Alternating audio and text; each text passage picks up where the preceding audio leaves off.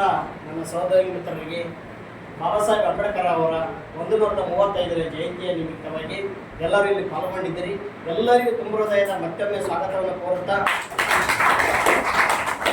ಒಂದು ಜನಪದ ನೆನಪಾಗ್ತದೆ.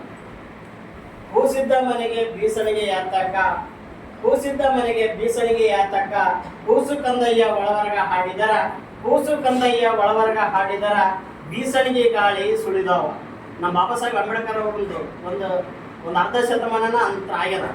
ಯಾಕಂದ್ರೆ ನಮ್ಮ ಮನೆ ಹೇಳಿದ ಒಂದು ಮಾತು, 106 ವರ್ಷ ಹಾಳಿದ ಹರಸ ಹೆಣವಾಗಿ ಉಳಿಯಲಿಲ್ಲ 3 ದಿವಸ, 16 ವರ್ಷ ಬೆಳೆದ ಮರ ತೊಲೆಯಾಗಿ ಉಳಿಯಿತು 3 ದಿವಸ ಅಂತ ಹೇಳಿದೆ. ಅಂಬೇಡ್ಕರ್ ನಾವು ನಿಧನರಾಗಿದ್ದಾರೆ. ಅವ್ರು ನಾ ಸಾವು ಖಚಿತ ಎಲ್ಲರಿಗೂ ಇದ್ದಿದ್ದೆ. ಅಂಬೇಡ್ಕರ್ ಸತ್ತ ಅನೇಕ ವರ್ಷಗಳಾಯ್ತು. ಅನೇಕ ವೀರ ಯೋಧರು ತಗರಿ, ರಾಷ್ಟ್ರ ನಾಯಕರು ತಗರಿ, ಅದು ಎರಡು ದಶಕಗಳಾಗ್ಯವ, 200 ವರ್ಷಗಳಾಗ್ಯವ ಅಂತ ಹೆಸರು ನಾವು ಹೇಗೆ ಕೇಳ್ತೀವಿ. ಅಂಬೇಡ್ಕರ್ ಅವ್ರಿಗೆ ಯಾಕೆ ಪೂಜೆ ಮಾಡ್ತಾ ಇದ್ವಿ ಅಂದ್ರೆ ಅಂಬೇಡ್ಕರಲ್ಲಿ ಇರ್ತಕ್ಕಂಥ ಶಕ್ತಿ ಒಂದು ಅದ್ಭುತವಾದ. ಅವರು ಕೊಟ್ಟಂತ ಸಮಾಜ ಕೊಡುಗೆವಲ್ಲ, ಅವು ನಾವು ನಮ್ಮ ಮಕ್ಕಳು ಮೊಮ್ಮಕ್ಕಳು ಈ ಪ್ರಪಂಚ ಇರತಕ್ಕ ಸೂರ್ಯಚಂದ್ರ ಇರತಕ್ಕ ಅಂಬೇಡ್ಕರ್ ಅವರ ಹೆಸರು ಪ್ರಸ್ತಾಪದಲ್ಲಿ ಇರುತ್ತೆ. ಇಂಥ ಮಹಾನ್ ವ್ಯಕ್ತಿಗಳ ಆಚಾರ್ಯ ವಿಚಾರಗಳನ್ನು ನಾವು ಮೈಗೂಡಿಸ್ಕೊಂಡು ನಮ್ಮ ಸಮಾಜಕ್ಕೆ ಬಿತ್ತಬೇಕಾಗಿದೆ. ನಾವು ಇಲ್ಲಿ ಮೌಢ್ಯತೆ ಎಷ್ಟು ತೊಡಗಿದೆ ಅಂದ್ರೆ ಅಂಬೇಡ್ಕರ್ ಫೋಟೋ ಪೂಜೆ ಮಾಡ್ತಾ ಇಲ್ಲ ನಾವು ದಿನಮಾನಗಳಲ್ಲಿ.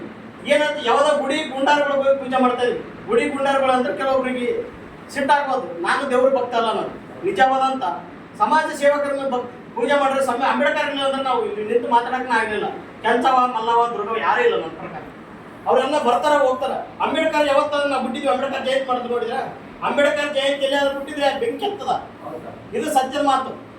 ಅದೇ ರೀತಿ ಕನಕದಾಸರು ತಗರಿ, ಅಂಬೇಡ್ಕರ್ ಅವ್ರ ತಗರಿ, ಸಂಗೊಳ್ಳಿ ರಾಯಣ್ಣನ ಅವ್ರ ತಗರಿ, ಮತ್ತೆ ವಾಲ್ಮೀಕಿ ತಗರಿ, ಅಂಬೇಡ್ಕರ್ ನಿಜೇಶನ್ ಅಂಬಿಗರ್ ಚೌಡಯ್ಯನ್ ತಗರಿ, ಅನೇಕ ಏನು ವೇದಗಳು ಸಮಾಜ ಸುಧಾರಕರಾದ ಅವರ ಆದರ್ಶ ಗುಣಗಳನ್ನು ನಾವು ಮೈಗೂಡಿಸ್ಕೊಳ್ಬೇಕು. ಅವಾಗ ಗೂಡಿಸ್ಕೊಂಡಾಗ ಅಂಬೇಡ್ಕರ್ ಅವ್ರ ಬಗ್ಗೆ ಒಂದು 2 ಮಾತಾಡ್ಬೇಕಾದ್ರೆ, ಅಂಬೇಡ್ಕರ್ ಸಾಹೇಬರು ಏಪ್ರಿಲ್ 14, 1891ರಲ್ಲಿ ಜನಿಸ್ತಾರೆ. ಅದೇ ರೀತಿಯಾಗಿ ಇವರು ಜನಿಸಿದಂಥ ಸಂದರ್ಭದಲ್ಲಿ ಅಸ್ಪೃಶ್ಯತೆ, ಸಾಮಾಜಿಕ ಹೋರಾಟಗಳನ್ನು ಮೈಗೂಡಿಸಿಕೊಂಡು ಅಂಬೇಡ್ಕರ್ ಅವರಿಗೆ ಆದಂಥ ಅವಮಾನ ನಮಗಾಗಿದ್ರೆ ನೀಡಕ್ಕೆ ಸಾಧ್ಯತೆ ಹೋಗಿ ಬೆನಿಗಿಡಕಲ್ಲಿ ಅವರನ್ನು ನಾವು ಇಲ್ಲಿ ಎಲ್ಲ ಜಾತಿಯವರು ಕುಂತು ನಾವು ಸಭೆ ಕಳ್ತೀವಿ. ಅಲ್ಲಿ ಅಂಬೇಡ್ಕರ್ ಅವರು ಶಾಲೆಗೆ ಬರೋಬೇಕಾದ್ರೆ ಗೋಚಿಲ್ಲ ಆಕೆಗೆ ಸೇರಿ ಕುಂತು ಪಾಠ ಕಳ್ತಿದ್ದಂತ ಅಂಬೇಡ್ಕರ್ ಸಾಹೇಬ್ ಅಂತ ಕಲ್ತಂತ ಸಂದರ್ಭದಲ್ಲಿ ಇವತ್ತು ಯಾವ ಸಂವಿಧಾನಗಳು ನಮ್ಮ ಅಂಬೇಡ್ಕರ್ ಅಂತ ಸಂವಿಧಾನದ ಮುಂದೆ ತಿಳಿವಾಗ್ಬೇಕು. ನಾವು ನಮ್ಮಂತ ಸಂವಿಧಾನ ಕೊಡಕ್ಕೆ ಸಾಧ್ಯ ಇಲ್ಲ ಯಾವ ಇಂಡಿಯಾದ ಯಾವ ದೇಶದಲ್ಲಿ ಹೋದ್ರು. ನಮ್ಮ ಸಂವಿಧಾನ ದೊಡ್ಡ ಸಂವಿಧಾನ, ಬೃಹತ್ತಾದ ಸಂವಿಧಾನ, ಇಡೀ ಎಲ್ಲಾ ದೇಶಗಳಿಗೆ ಹೋಲಿಸಿ ನಮ್ಮ ಸಂವಿಧಾನ ದೊಡ್ಡ ಸಂವಿಧಾನ, ಲಿಖಿತವಾಗಿ ಇರ್ತಕ್ಕಂಥ ಸಂವಿಧಾನ. ಯಾವ ಭಾಷೆಗಳಲ್ಲಿ ಹಿಂಗೆ ಹೇಳೋದ್ರಲ್ಲ, ಲಿಖಿತವಾಗಿರ್ಬೇಕು. ಯಾವುದೇ ಆಗಲಿ ಕಾನೂನು ಪ್ರಕಾರ ಲಿಖಿತವಾಗಿರ್ಬೇಕು. ಇವರು ಭಾರತ ಸಂವಿಧಾನದ ಶಿಲ್ಪಿ ಬಾಬಾ ಸಾಹೇಬ್ ಅಂಬೇಡ್ಕರ್ ಅವರು ಕರೀತಾರ. ಅದೇ ರೀತಿಯಾಗಿ ಇವರು ಅಧ್ಯಕ್ಷರಾಗ್ತಾರೆ, ಕರಡು ಸಮಿತಿ ಅಧ್ಯಕ್ಷರಾಗ್ತಾರ. ಮೊದಲನೇ ಬಾರಿಗೆ ಇಡೀ ಜಗತ್ತಲ್ಲಿ ನಮ್ಮ ಸಂವಿಧಾನ ಸೃಷ್ಟಿಯಾದಂಥ ಸಂದರ್ಭದಲ್ಲಿ ಮೊದಲನೇ ಬಾರಿಗೆ ಇವರು ಕಾನೂನು ಸಚಿವರಾಗಿ ಎಲ್ಲ ನಾಯಕರಿಗೆ ಆದೇಶ ಹೊರಡಿಸ್ತಾರೆ. ಕಾನೂನು ಹೆಂಗಿರ್ಬೇಕಂತ ತೋರಿಸಿಕೊಟ್ಟವ್ರೆ ಬಾಬಾ ಸಾಹೇಬ್ ಅಂಬೇಡ್ಕರ್ ಅವರು. ಅದೇ ರೀತಿಯಾಗಿ ಬಾಬಾ ಸಾಹೇಬ್ ಅಂಬೇಡ್ಕರ್ ಅವರಿಗೆ ರಾಮಬಾಯಿ ಎಂಬ ಅಂಬೇಡ್ಕರ್ ಅವರು ಮದುವೆ ಆಗ್ತಾರೆ. ಮದುವೆಗೆ ಕೆಲವು ದಿನಗಳು ಗತಿಸಿದಂಥ ಸಂದರ್ಭದಲ್ಲಿ ಅವರ ಅನಾರೋಗ್ಯ ಏನೋ ತೀರ್ಕೊಂಡು ಹೋದಂಥ ಸಂದರ್ಭದಲ್ಲಿ ಬಾಬಾ ಸಾಹೇಬ್ ಅಂಬೇಡ್ಕರ್ ಅವರು ಮತ್ತೊಬ್ಬರನ್ನ ಮದುವೆ ಆಗ್ತಾರೆ. ಸವಿತಾ ಅಂಬೇಡ್ಕರ್ ಅವರನ್ನ ಮದುವೆ ಆದಂಥ ಸಂದರ್ಭದಲ್ಲಿ ಅನೇಕ ಮಕ್ಕಳು ಮರಿಗಳು ಮಾಡಿ ಎಲ್ಲವನ್ನು ಸಮಾಜಕ್ಕೆ ಬದಿಗೊಟ್ಟು ನಾನು ಸಮಾಜಕ್ಕೆ ಏನಾದರೂ ಒಂದು ಕೊಡುಗೆ ಕೊಡಬೇಕು, ಸಮಾಜದಂತ ಹಿಂದುಳಿದಂಥ ಸಮಾಜಕ್ಕೆ ನಾನು ಮುಂದೆ ತರಬೇಕಂತ ಅಂಬೇಡ್ಕರ್ ಅವರ ಯಾವ ಹರಿಜನರ ಸೊತ್ತಲ್ಲ, ಇಡೀ ದೇಶದ ಸೊತ್ತಂತ ನಾನು ಹೇಳಕ್ ಇಷ್ಟಪಡ್ತಾ ಇದ್ದೀನಿ. ನಾ ಕನಕದಾಸ ಸಂಗೊಳ್ಳಿ ರಾಯಣ್ಣನ ಒಬ್ಬರೇ ಪೂಜೆ ಮಾಡಿಲ್ಲ, ಅದು ಕುರುಬರಿಗೆ ಸಂಬಂಧಪಡ್ತದ. ಅಂಬೇಡ್ಕರ್ ಅವರು ಒಂದು ಸಮಾಜದ ಪೂಜೆ ಮಾಡಿದ್ರೆ ಸಮಾಜಕ್ಕೆ ಸಂಬಂಧಪಡ್ತದ ನಾನು ಅಂತೀನಿ. ಇದು ಎಲ್ಲ ರಾಷ್ಟ್ರ ನಾಯಕರು ಒಬ್ಬರಲ್ಲ, ಎಲ್ಲ ರಾಷ್ಟ್ರ ನಾಯಕರು ರಾಷ್ಟ್ರದ ಸೊತ್ತು. ಇದು ಕರ್ನಾಟಕ ನಾವು ಜಾತಿ ಜನಾಂಗದ ಸೊತ್ತಲ್ಲ, ಇದು ರಾಷ್ಟ್ರದ ಸೊತ್ತು. ಅವ್ರು ರಾಷ್ಟ್ರಕ್ಕಾಗಿ ದುಡಿದವರು, ಅವ್ರ ಸೇವೆ ನಾವು ಎಷ್ಟು ಸಹಾಯಕ ಮಾಡಿದ್ರು ಕಡಿಮೆ ಅಂತ ಹೇಳ್ತಾ ಹೋಗೋದು. ಅದೇ ರೀತಿಯಾಗಿ ಅಂಬೇಡ್ಕರ್ ಅವರು ಹಿಂದೂ ಧರ್ಮವನ್ನು ಬಿಟ್ಟು ಬೌದ್ಧ ಧರ್ಮಕ್ಕೆ ಮತಾಂತರ ಆಗ್ತಾರೆ. ಯಾಕೆ ಆ ಥರ ಬಂದಂದ್ರೆ ಬೌದ್ಧ ಧರ್ಮದಲ್ಲಿ ಅಂತಂತ ಗುಣಗಳು ಮತ್ತು ಆಚಾರಗಳು ಅಲ್ಲಿ ಇರ್ತಕ್ಕಂಥ ಬಲವಾದಂಥ ಶಕ್ತಿ ಇತ್ತು. ಆ ಶಕ್ತಿ ಇದ್ದಂಥ ಸಂದರ್ಭದಲ್ಲಿ ಅಂಬೇಡ್ಕರ್ ಅವರು 14 ಜನ ಅಣ್ಣತಮ್ಮರು ಇದ್ದಂಥ ಸಂದರ್ಭದಲ್ಲಿ ಅವರು ಎಲ್ಲರೂ ಮರಣ ಹೊಂದುತ್ತಾರೆ. 5 ಜನ ಉಳಿತಾರ. 5 ಜನ ಉಳಿದಂಥ ಸಂದರ್ಭದಲ್ಲಿ ಅಂಬೇಡ್ಕರ್ ಅವರೊಬ್ಬರು ಇವರು ಮಂಜುಳಾ ಅಂತ ತಂಗಿ ತುಳಸಿ, ರಾಮಬಾಯಿ, ಆನಂದರಾವು, ಭೀಮರಾವು, ಬಲರಾಮ ಅಂತ ಇವ್ರು ಉಳಿದಂಥ ಸಂದರ್ಭದಲ್ಲಿ ಅಂಬೇಡ್ಕರ್ ಅವರು ಇವ್ರಕಿನ 5 ಮಂದಿಕಿನ ಪರಿಣಿತಿ ಎಂದು ಅಂಬೇಡ್ಕರ್ ಅವರನ್ನು ಇವತ್ತು ನಾವು ಇಲ್ಲಿ ನಿಂತು ಮಾತಾಡ್ತಾ ಇದ್ವಿ. ಅಂಬೇಡ್ಕರ್ ಅವರನ್ನು ಕೊಡಿ ಅಂತ ಹೇಳ್ಬೋದು. ಅಂಬೇಡ್ಕರ್ ಅವರ ವಿರುದ್ಧ ಹೋರಾಟ ಯಾಕೆ ಸ್ಟಾರ್ಟ್ ಆಯ್ತಪ್ಪ ಅಂದ್ರೆ ಅಸ್ಪೃಶ್ಯತೆಯ ವಿರುದ್ಧ ಹೋರಾಟ ಸ್ಟಾರ್ಟ್ ಮಾಡ್ತಾರೆ. ಅಹಿಂಸಾತ್ಮಕ ಆಂದೋಲನಗಳು ಮತ್ತು ಅಸ್ಪೃಶ್ಯತೆಯ ದೇವಾಲಯಗಳು ಪ್ರವೇಶ ಇರೋದಿಲ್ಲ. ನಾವು ದೇವಸ್ಥಾನಕ್ಕೆ ಎಲ್ಲ ದೇವಸ್ಥಾನಕ್ಕೆ ನಾವು ಈಗ ಹೋಗ್ತಾ ಇದೀವಿ. ಕೆಲವೊಂದು ಸಂದರ್ಭದಲ್ಲಿ ಹೋಟೆಲ್ಗಳಾಗಿರ್ಬೋದು, ದೇವಸ್ಥಾನಗಳು ಹೋಗಕ್ಕಾಗಿರ್ಬೋದು, ಅಸ್ಪೃಶ್ಯರನ್ನ ಹೋಗಕ್ಕೆ ಬಿಡ್ತಿರ್ಲಿಲ್ಲ.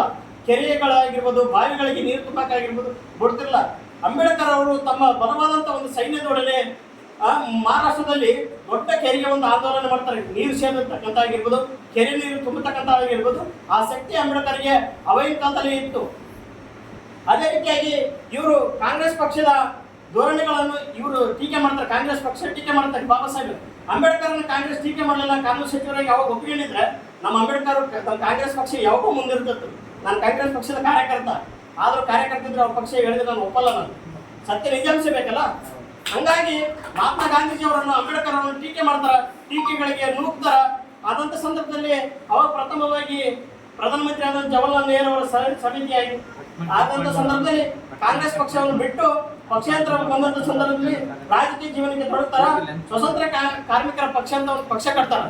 ಏನಂದ್ರ ಇಂಡಿಯನ್ ಲೇಬರ್ ಪಾರ್ಟಿ ಅಂತ ಕಟ್ಟಿದಂಥ ಸಂದರ್ಭದಲ್ಲಿ ಏನು ದುಡಿತಕ್ಕಂಥ ಜನರಾರ ಆ ಜನರನ್ನ ಒಂದುಗೂಡಿಸಿ ಬರೀ ಎಲ್ಲ ಕಾರ್ಯಕರ್ತರಂತ ಅಂದ್ಗೇಸಿ ಕಾರ್ಮಿಕರು ಏನು ದುಡಿತಕ್ಕಂಥ ಸೌಲಭ್ಯಗಳು ಏನವ, ಕಾರ್ಮಿಕರು ಎಲ್ಲೆಲ್ಲಿ ಹೋಗ್ಬೇಕು, ನಾವು ಏನೇನು ಸಿಗುತ್ತೆ ನಮ್ಮ ಸೌಲಭ್ಯ ಅಂತ ಲೇಬರ್ ಪಕ್ಷವನ್ನು ಕಟ್ಟಿ ಅನೇಕ ಹೋರಾಟಗಳ ಮೂಲಕ ಅಂಬೇಡ್ಕರ್ ಸಾಹೇಬರು ಜನರಿಗೆ ತಿಳುವಳಿಕೆ ಹೇಳುವುದರ ಮೂಲಕ, ಸಮಾಜದ ಹಕ್ಕು ಡಂಕುಗಳನ್ನು ತಿದ್ದುವುದರ ಮೂಲಕ ತನ್ನ ವೈಷಮ್ಯವನ್ನು ಮೆರೆದಂತ ಮಹಾನ್ ನಾಯಕ ಅಂದ್ರೆ ಬಾಬಾ ಸಾಹೇಬ್ ಅಂಬೇಡ್ಕರ್ ಅವರು.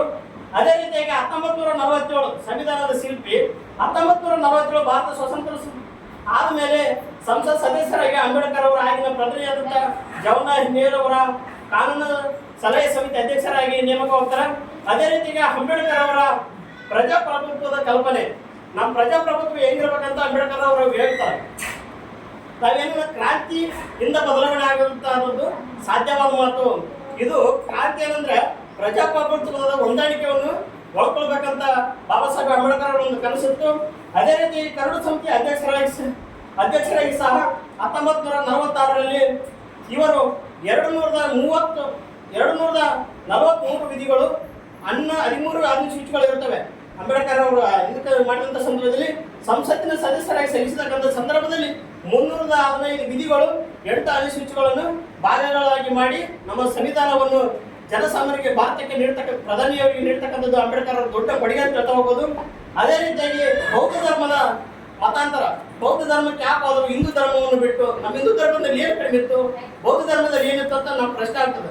ಹಿಂದೂ ಧರ್ಮದಲ್ಲಿ ಏನಾದ್ರೆ ನಮ್ಮ ಪದ್ಧತಿ ಹೇಗಾದ್ರೆ ಇಂಡಿಯಾಕ್ಕೆ ಒಂದು ಬಾಯ ಕಪ್ಪಿ ಹೇಳ್ತಿದ್ರೆ ಕಾಲು ಜಗ್ಗದು.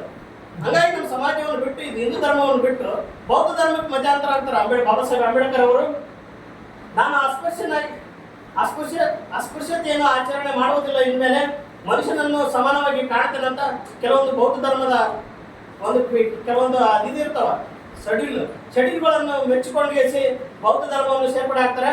ಕೆಲವೊಂದು ಹೇಳ್ತಾರೆ ನಾನು ಕಳ್ಳತನ ಮಾಡೋದಿಲ್ಲ, ಸುಲಿಗೆ ಮಾಡೋದಿಲ್ಲ, ಲೈಂಗಿಕ ವರ್ತನೆಗೆ ನಾನು ಬೆಲೆ ಕೊಡೋದಿಲ್ಲ ಅಂತಂದು ಕೆಲವೊಂದು ಏನು ತತ್ವಗಳು ಇರ್ತಾವ ಆ ತತ್ವಗಳನ್ನು ಮೈಗೂಡಿಸಿಕೊಂಡು ಬಾಬಾ ಸಾಹೇಬ್ ಅಂಬೇಡ್ಕರ್ ಅವರು ಬೌದ್ಧ ಧರ್ಮವನ್ನು ಸ್ವೀಕಾರ ಮಾಡ್ತಾರೆ. ಅದೇ ರೀತಿಯಾಗಿ ಬಾಬಾ ಸಾಹೇಬ್ ಅಂಬೇಡ್ಕರ್ನ ಭಾರತ ರತ್ನ ಅಂತ ಕರಿತಾ ಹೋಗ್ತಾರೆ. ಸಂವಿಧಾನದ ಶಿಲ್ಪಿ, ಇನ್ನು ಅನೇಕ ಪದವಿಗಳ ಮೂಲಕ ಅನೇಕ ವಿಶ್ವವಿದ್ಯಾಲಯಗಳು ಡಾಕ್ಟರೇಟ್ ಕೊಡ್ತಕ್ಕಂಥ ಎಲ್ಲ ವಿಶ್ವವಿದ್ಯಾಲಯಗಳು ಅಂಬೇಡ್ಕರ್ ಸಾಹೇಬ್ರನ್ನ ಹುಡುಕ್ಯಂತ ಬಂದು ನಾವು ಡಾಕ್ಟರೇಟ್ ಕೊಡಕ್ಕೆ ಬಂದ್ರೆ ಏನು ಮಾಡ್ತಿದ್ದಾರೆ, ಈಗ ಎಲ್ಲ ರೊಕ್ಕ ಕೊಡಕತ್ತಾರೆ 5 ಲಕ್ಷ 10 ಲಕ್ಷ. ನಿಜ ತತ್ವ ಏನು ಇತ್ತಪ್ಪ ಅಂದ್ರೆ ನಿಂತಲ್ಲಿ ಅಂದ್ರೆ ಪ್ರಶಸ್ತಿಗಳನ್ನು ನಮ್ಮನ್ನು ಹುಡುಕೊಂಡು ಬರಬೇಕು. ರೊಕ್ಕ ಕೊಟ್ಟು ತಗೊಂಡು ಪ್ರಶಸ್ತಿ ಅದು ನನಗೆ ವ್ಯಾಲಿಡ್ ಅಲ್ಲ ಅಂತ ಹೇಳ್ತಾ ಹೋಗ್ತೀನಿ. ಅದೇ ರೀತಿಯಾಗಿ ಏನು ಹೇಳ್ತಾನೆ ಅಂಬೇಡ್ಕರ್ ಸಾಹೇಬರು ಕೊನೆಯ ಮಾತು ಸಂದೇಶ ಹೇಳ್ತಾರೆ ಅವ್ರ ಮಕ್ಕಳಿಗೆ, ನೋಡಪ್ಪ ಇಷ್ಟು ದಿನ ನಾನು ಏನು ಕಷ್ಟಪಟ್ಟು ಸಂವಿಧಾನವನ್ನು ಬರೆದಿದ್ದೀನಿ, ನಮ್ಮ ಸಮಾಜದ ಜನಗಳು ಇದನ್ನು ಉಳಿಸ್ಕೊಂಡು ಹೋಗ್ರಿ, ನನಗಿದೇ ಒಂದು ಧ್ವನಿ ಆಸೆ ಅಂತ ಬಾಬಾ ಸಾಹೇಬ್ ಅಂಬೇಡ್ಕರ್ ಹೇಳಿ ತಮ್ಮ ಕಾಲಘಟ್ಟದಲ್ಲಿ ನಿಧನ ಆಗ್ತಾರೆ. ನಿಧನದ ಸಂದರ್ಭದಲ್ಲಿ ಇಡೀ ಭಾರತದಾದ್ಯಂತ ಅಂಬೇಡ್ಕರ್ ಅವರು ಹೈದರಾಬಾದ್ನಲ್ಲಿ ಮರಣ ಹೊಂದಿರ್ತಾರೆ ಸಂದರ್ಭದಲ್ಲಿ ನಮ್ಮ ಬಾಬಾ ಸಾಹೇಬ್ ಅಂಬೇಡ್ಕರ್ ಶರೀರವನ್ನು ಮುಂಬೈಗೆ ತರಬೇಕಂತ ಸಂದರ್ಭದಲ್ಲಿ ಅವ್ರ ಬಗ್ಗೆ ರೊಕ್ಕ ಇರಲಿಲ್ಲ. ಯಾರೋ ಒಂದು ನಿಜಾಮನ ಯಾವುದೋ ಆವನಿ ಮನೆ ಏನಿತ್ತಂತ ಅವ್ರ ಕುಟುಂಬದವರು ಅವ್ರ ಮನೆಗಿದ್ರು, ಆ ಮನೆ ಬಿಟ್ಟಿಗೆಸಿ ಭಾರತಕ್ಕೆ ಒಂದು ಶರೀರ ತರಬೇಕಾದ್ರೆ ರೊಕ್ಕ ಇರಲಿಲ್ಲ ಅಂತ ಅವ್ರ ಬಲ್ಲಿ. ಸಂವಿಧಾನ ಬರೆದಿದ್ರು ಇಷ್ಟೆಲ್ಲ ಇದ್ರು, ಯಾಕಂದ್ರೆ ಅವ್ರು ರೊಕ್ಕದಿಂದ ಓದಿದ್ರೆ ನಮ್ಮ ಬಾಬಾ ಸಾಹೇಬ್ ಅಂಬೇಡ್ಕರ್ ಇವತ್ತು ನಾವು ನೆನೀತಕ್ಕಂಥ ಅವಶ್ಯಕತೆ ಇರಲಿಲ್ಲ. ಯಾಕಂದ್ರೆ ಎಲ್ಲ ಸಮಾಜದ ಸುಧಾಕರನ್ ನೋಡು, ಸುಧಾಕರನ್ ತೆಗೆದುಕೊಂಡ್ರಿ ಅವ್ರ ಮನೆ ಮಠ ಬಿಟ್ಟು ಯಾವಾಗ ಹೊರಗಡೆ ಬರ್ತಾರ ಅವತ್ತು ನಾವು ಸಮಾಜದ ನಾಯಕರಾಗಕ್ಕೆ ಸಾಧ್ಯ ಅಂತ ಹೇಳಿಸಿ ನಮ್ಮ ಸಂಸ್ಥೆಯ ಡೈರೆಕ್ಟರ್ ಸಹ ಇರಬಹುದು, ಸೆಪಿಕ್ ಸರ್ ಆಗಿರ್ಬೋದು, ಇನ್ನು ಮೇಡಮ್ ಅವರಿಗೆ ಎಲ್ಲರಿಗೂ ತುಂಬಾ ಧನ್ಯವಾದಗಳನ್ನು ಅರ್ಪಿಸಿ ಇಲ್ಲಿಗೆ 2 ಮಾತನ್ನು ಮುಗಿಸ್ತಿದ್ದೆ. ಜೈ ಭೀಮ, ಜೈ ಸಂವಿಧಾನ.